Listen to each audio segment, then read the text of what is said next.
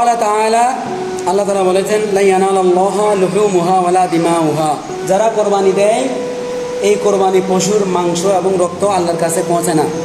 ওয়ালাকিন ইয়ানালুহুত তাকওয়া মিনকুম, যে আল্লাহকে খুশি করার জন্য আমি কোরবানি দিচ্ছেন, কিন্তু খাচ্ছি নিজেরাই, গরিবরাই খাচ্ছে, আমরাই খাচ্ছি, আমাদের আত্মীয় স্বজন পরিবার পরিজনরা খাচ্ছে, কিন্তু নিয়ত থাকতে হবে আল্লাহকে খুশি করার জন্য। অমুকে 2 লাখ টাকা দিয়ে পশু কিনেছে, আমি 3 লাখ টাকা দিয়ে কিনবো, এটাই হচ্ছে তাকওয়ার বিরোধী, খেলাফে তাকওয়া। এগুলো আল্লাহ কবুল করবেন না। সেজন্য আল্লাহ তাআলা নাযিল করেছেন ওয়ালাকিন ইয়ানালুহুত তাকওয়া মিনকুম, কিন্তু তোমাদের তাকওয়া অর্থাৎ লৌকিকতা থাকলে আল্লাহ কবুল করবেন না। মানুষকে দেখানোর জন্য বা হিংসা এ ধরনের কাজ করলে এগুলো আল্লাহ কবুল করবে না।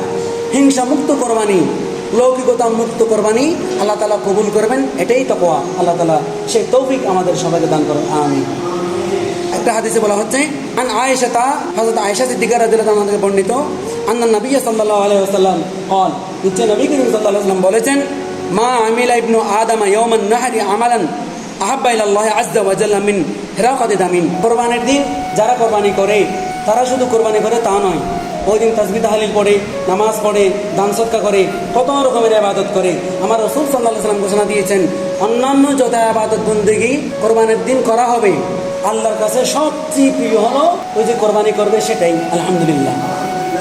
তাসবিহ পড়েছেন সওয়াব আছে, তাহলিল পড়েছেন সওয়াব আছে, নামাজ পড়েছেন সওয়াব আছে, দান সদকা করবেন সওয়াব আছে, জিয়ারত করবেন, কবর জিয়ারত করবেন, মাজার জিয়ারত করবেন, সওয়াব আছে।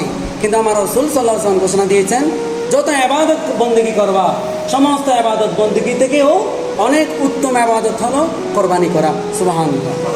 এটা কোরবানির দিন।